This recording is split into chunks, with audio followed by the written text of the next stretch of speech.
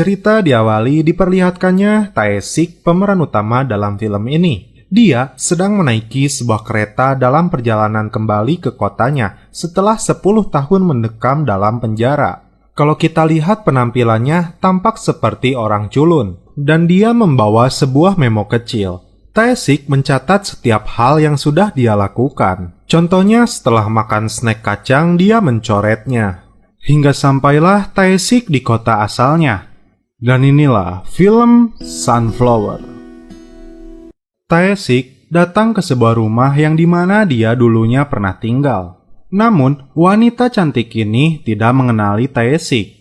Dan Tae-sik berharap bertemu dengan ibunya. Namun, ibunya baru kembali nanti malam. Kemudian, wanita cantik ini menyarankan Tae-sik datang ke sauna atau permandian umum. Setibanya di sauna, Tae-sik mencoret lagi apa yang dia lakukan. Kemudian dia bingung dengan alat kunci loker yang sudah menggunakan sensor. Pegawai di sana yang mendengar mengira Tae-sik malah mempermainkan alat tersebut. Dan Tae-sik yang bingung kemudian meminta maaf. Karena mendengar sensor masih berbunyi, pria itu pun kemudian balik lagi dan awalnya ingin memarahi Tae-sik. Namun setelah dia melihat tato di sekujur tubuhnya, dia terkejut dan ketakutan melihat Tae-sik.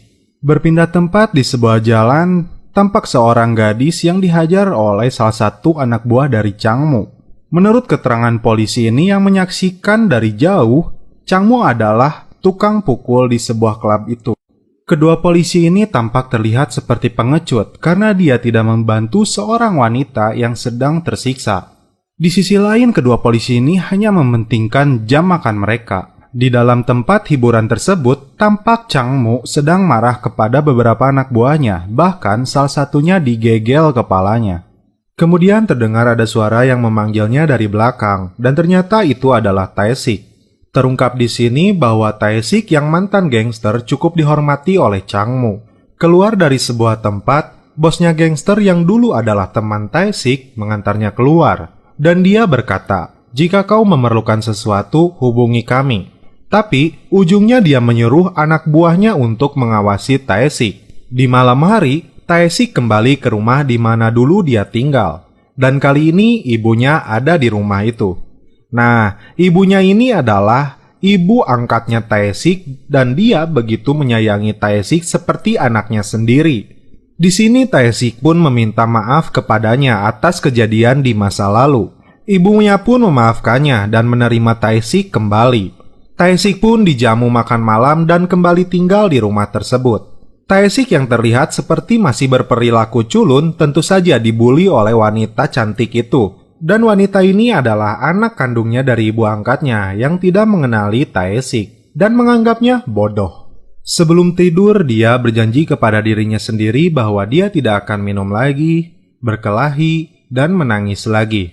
Keesokan harinya, di sebuah pasar, seorang mafia jahat yang terpilih menjadi anggota dewan, dia berkedok akan merenovasi pasar dan mendatangkan banyak customer. Pria tersebut adalah Cho Pan-soo. Beralih ke Tae-sik yang sedang mendatangi kantor polisi setempat untuk menjalani wajib lapor. Kepala polisi di sana yang awalnya marah namun berubah jadi lebay. Karena faktanya mereka berdua dulunya satu sekolah dan Tae-sik sering mengerjai kepala polisi itu. Kemudian dia menyarankan Tae-sik keluar dari kota tersebut karena banyak orang yang tidak menyukai kehadirannya. Tae-sik pun berjanji kepadanya akan berubah menjadi orang yang lebih baik. Setelah itu Tae-sik datang menemui dokter. Dan di sana ada dua orang suster yang melihatnya terpana dengan tato yang dimiliki oleh Tae-sik. Di sini Tae-sik bermaksud meminta dokter menghapus tatonya karena itu menakuti orang lain. Di sisi lain, dokter yang belum pernah melakukan penghapusan tato sebanyak ini meminta biaya antara 30 sampai dengan 50 juta. Lucunya, Tae-sik pun memintanya gratis saja karena dia menjadi kelinci percobaan pertama. Dan ternyata bukan hanya dua suster saja yang melihat Tae-sik, tapi seluruh dokter dan suster rumah sakit tersebut melihatnya. Ibu angkat dari Tae-sik ternyata dipanggil Sunflower sesuai dengan judul film ini. Dia memaksa masuk untuk menemui Cho Pan-soo dan protes karena restorannya tidak akan dijual, namun beberapa preman selalu datang dan menerornya. Sunflower akan terus mempertahankan restorannya dan tidak akan takut untuk menghadapinya. Malahan, dia akan siap untuk menyerang balik. Di malam hari, adik angkat Tae-sik menemaninya ngobrol. Lalu Tae-sik bertanya tentang alasan bibirnya yang berdarah. Hanya dijawabnya, karena aku terlalu cantik, dasar centil. Di sini, Tae-sik kembali mencoret memonya setelah adiknya meminta dia berhenti untuk merokok. Untung cuma rokok, tidak untuk kopai. Mantep. Dan dia pun sekarang bekerja di sebuah bengkel mobil. Polisi yang melihatnya kemudian menceritakan awal mula Tae-sik di penjara. Nyatanya, Tae-sik sangat ditakuti oleh Changmu dan Yangki. Terungkap juga bahwa dia dulunya dikeluarkan dari sekolah dan mulai membuat masalah. Lalu diceritakan juga bahwa dulu ada seorang penguasa kota yang bernama Choi Do-pil dan dia pun tidak bisa menghentikannya. Selama 2 tahun mereka kehilangan kekuasaannya. Changmu dan Yangki pun menjadi kaki tangan Do-pil. Lalu diceritakan kejadian 10 tahun lalu ketika Tae-sik sedang mabuk, Choi Do-pil datang dengan anak buahnya untuk membunuhnya. Namun Tae-sik berhasil melawan mereka dan membunuh Choi Do-pil. Kemudian Changmu dan Yangki datang untuk membantu Choi Do-pil malah ketakutan. Tae-sik akhirnya dipenjara. Dan ternyata yang menguasai kota ini selanjutnya bukan Yangki atau Changmu, namun Byung-jin yang pincang karena Tae-sik yang bekerja sama dengan Choi Pan-su. Nah, Changmu dan Yangki pun bergabung dengan mereka. Tak lama setelah itu, setelah Tae-sik pulang dari bengkel, 2 polisi itu menemui pemiliknya. Dari keterangannya, Tae-sik yang sudah berubah menjadi orang baik, dia tidak minum dan rajin membuatnya kagum. Kemudian Cho Pan-su yang melihat restoran Ibu Sunflower masih beroperasi, dia meminta nanti malam seluruh anak buahnya berkumpul. Lanjut di sekolah adik angkatnya, Huiju sedang kebingungan memperhatikan pelajaran matematika dari seorang guru yang cantik. Tak disangka, Tae-sik berada di sana untuk mendaftar pelajaran bahasa Inggris. Dan faktanya, guru matematika tersebut dari dulu menyukai Tae-sik. Bahkan, ketika Tae-sik di penjara, dia berusaha untuk mengunjunginya. Tae-sik yang polos hanya meminta maaf kepadanya. Dan ketika sedang asik jajan, tampak beberapa lelaki dan wanita melihat adik angkatnya Tae-sik yang bernama Hyuju. Mereka menyangka Tae-sik adalah pacarnya Hyuju. Salah satu dari mereka naksir kepada Hyuju, kemudian menendang Tae-sik dan membawanya ke sebuah rumah kosong. Di sini Tae-sik dipukuli dan berusaha untuk tidak melawannya. Namun karena alasan bajunya sobek, para pemuda tersebut langsung ketakutan setelah melihat tato yang dimiliki Tae-sik. Kembali ke rumahnya, Tae-sik mengobati lukanya. Hyuju pun datang memberinya perban, kemudian menanyakan hubungan Tae-sik dengan gurunya. Karena Tae-sik menjawab sebagai teman biasa, dia pun cengengesan. Masih ada kesempatan nih. Hyuju pun mulai menyukai Tae-sik. Cho Pan-su bertemu dengan anak buahnya. Setelah berhasil menjadi anggota dewan, dia berambisi menjadi wali kota. Tak lama setelah itu, kemudian Changmu pun datang. Dan di sini, bos dari mereka berniat untuk memberikan wewenang dalam mengelola klub Oracle. Dan terlihat, Changmu dan Yangki pun berebutan. Tapi sebelumnya, Cho Pan-su meminta mereka untuk menghancurkan restoran Sunflower. Changmu yang tidak mengetahui ada siapa di sana dengan semangat meminta dia yang melakukannya. Keesokan harinya, Changmu dan anak buahnya sampai di restoran Sunflower. Terlihat Tae-sik yang sedang asik sarapan terkejut dengan kehadiran mereka. Changmu malah yang lebih terkejut, ternyata Tae-sik ada di sana dan restoran itu adalah milik ibu angkatnya. Changmu yang hampir mati ketakutan kemudian kabur dengan anak buahnya. Tae-sik pun bertanya kepada ibunya perihal maksud kedatangan mereka. Namun ibunya menjawab, itu bukan urusanmu. Kemudian Changmu mendatangi Yangki karena tidak memberitahu bahwa Tae-sik tinggal di restoran tersebut. Mereka berdua pun dipanggil Cho Pan-su karena informasi tentang Tae-sik, orang yang membunuh Choi Do-pil 10 tahun lalu. Cho Pan-su pun marah kepada 2 anak buahnya itu.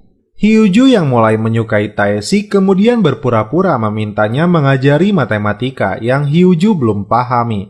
Dan ternyata Tae-sik menguasai matematika ketika dalam penjara. dan dia diajari salah satu temannya yang guru matematika juga. Taesik yang baru saja menerima gaji pertamanya membelikan sebuah hadiah untuk ibu angkatnya yang telah menyayanginya.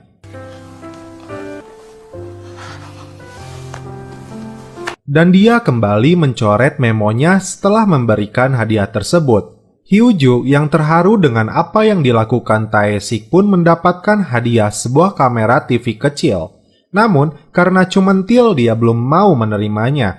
Sebuah kopi pun diberikan untuk menukar hadiah tersebut.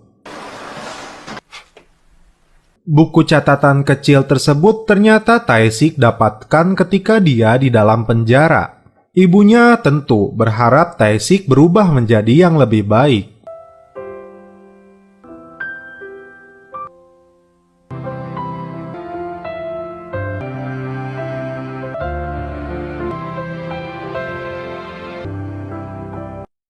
Hyuju yang merebut memonya membaca sebuah tulisan pergi piknik. Dan akhirnya mereka bertiga pun berangkat tamasya pinggir sungai. Di malam hari, Taesik didatangi Byung-jin wakilnya Cho Pan-soo.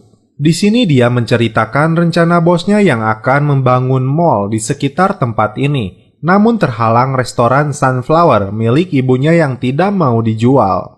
Dia mengingatkan untuk membawa ibunya keluar dari kota ini karena bosnya Cho Pan-soo adalah penguasa bajingan. Tapi di balik pembicaraan ini, anak buahnya Changmu melihatnya. Lalu Changmu dan Yang Ki pun mengira Taesik diberi sebuah pekerjaan oleh bosnya Cho Pan-soo untuk mengelola klub Oracle. Kemudian Taesik ditemani Hyuju kembali mendatangi dokter untuk menghapus tatonya. Hyuju yang comel kena getahnya setelah dokter memarahinya. Taesik pun mencoret memonya setelah dia dan Hyuju bersama-sama berangkat kuliah. Changmu dengan anak buahnya kembali mendatangi restoran Sunflower. Dan Changmu kali ini benar-benar menghancurkan restoran itu. Hyuju yang datang sedang memotret restorannya kaget melihat mereka menghancurkan restoran ibunya. Dengan kamera di tangannya, dia memukul si Changmu.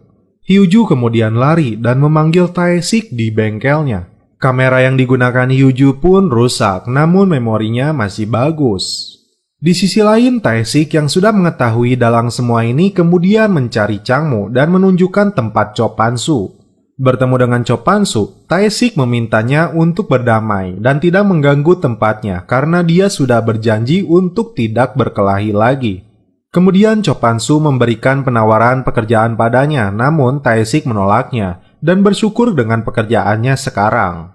Di sisi lain, Cho Pan-soo merasa terhina dan inilah yang terjadi. Beberapa anak buahnya dikirim untuk menjebak Taesik melakukan kesalahan.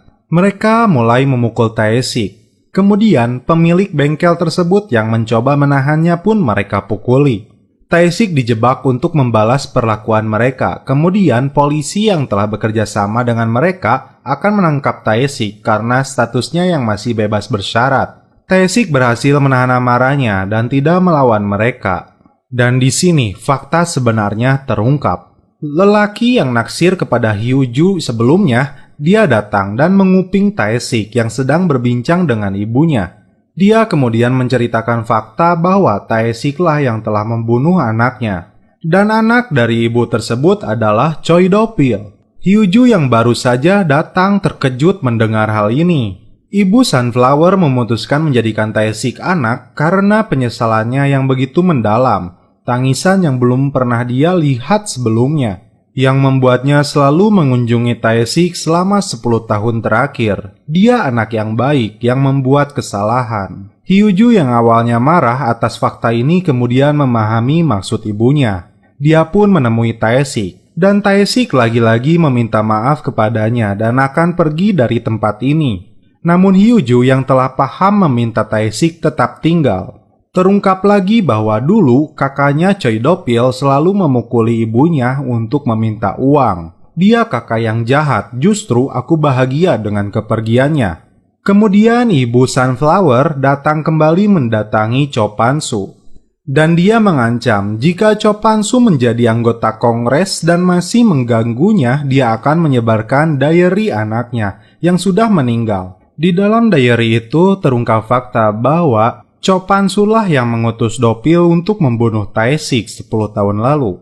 Kemudian Byung-jin, anak buah dari Cho Pan-soo, menelepon Tae-sik dan menceritakan kejadian 10 tahun lalu itu dan memperingatkannya bahwa Cho Pan-soo tidak akan tinggal diam karena ancaman ibunya. Sasaran pertama para gangster ini adalah melukai Hyo-ju. Ketika dia sedang nyebrang sepulang sekolah, seseorang yang menggunakan motor kemudian memukulnya menggunakan sebuah bata. Hyo-ju yang terluka parah kemudian dirawat di rumah sakit, dan ibunya memutuskan untuk pergi dari kota ini demi keselamatan mereka semua. Tae-sik yang mengetahui itu, dia datang menemui gangster yang berkumpul di klub Oracle. Lalu dia menyampaikan kepada mereka bahwa dalam beberapa hari dia akan meninggalkan kota ini. Di sisi lain, Cho Pan-soo yang kejam memintanya terlebih dahulu salah satu tangannya. Byung-jin yang baik terhadap Tae-sik memotong urat nadinya dan dia bilang Tae-sik hanya bisa memegang sendok. Faktanya menurut Byung-jin tangannya baik-baik saja. Tae-sik pun berjanji di hadapan adiknya dia akan menjaganya dengan nyawanya. Di luar dugaan, Cho Pan-soo memerintahkan Yang Ki membunuh ibunya dan mengambil diary anaknya yang meninggal.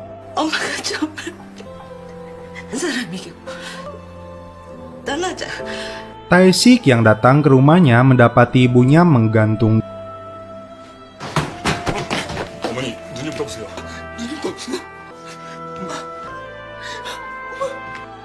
Tapi Tae-sik menemukan sebuah anting milik Yang Ki di rumah ibunya.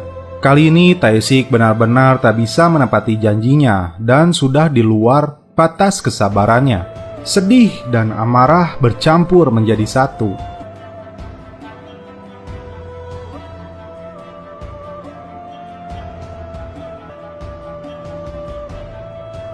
Tae-sik pun menjadi pemabuk lagi, dan dia menangis lagi. Kemudian para gangster yang sedang berkumpul merayakan klub Oracle-nya tiba-tiba mendengar suara orang yang menangis, dan terlihat Tae-sik datang sendirian ke tempat tersebut. Karena Tae-sik yang sudah berupaya untuk menahan dirinya untuk tidak berkelahi lagi, tapi kematian ibunya lah yang terlebih mereka juga yang melakukannya. Dan membuat semuanya ini kembali berubah. Anting Yang Ki jadi bukti pembunuhan ibunya. Dan Tae-sik meminta Byung-jin keluar dari tempat tersebut jika tidak ingin terbunuh. Dia pun keluar. Di sini Tae-sik akan memberi hukuman bagi mereka yang telah melakukan kesalahan. Tae-sik meminta terlebih dahulu bertanya siapa yang melukai Hyo-ju. Ternyata dia. Dan lihat, aksi dari Tae-sik menghabisi mereka satu persatu. 더 겁나게 해줄까?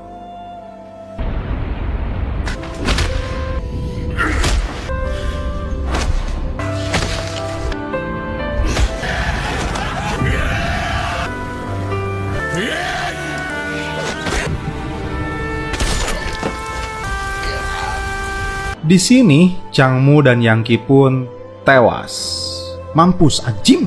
Giliran Cho Pan-soo yang menjadi dalang dari semua ini, dia dipukuli hingga tewas. Mampus oke anjing! Setelah membunuh mereka semua, Tae-sik duduk terdiam dalam kebakaran tempat tersebut. Dan dalam pikirannya, dia hanya meminta maaf kepada ibu dan adiknya. 엄마야, 희주야, 미안해. Tae-sik yang sebelumnya tertusuk di bagian perut, akhirnya dia pun tewas. Di akhir cerita, Huiju sekarang menjadi gadis pintar dan mengenang keindahan bersama ibu dan Tae-sik. Dan film pun berakhir.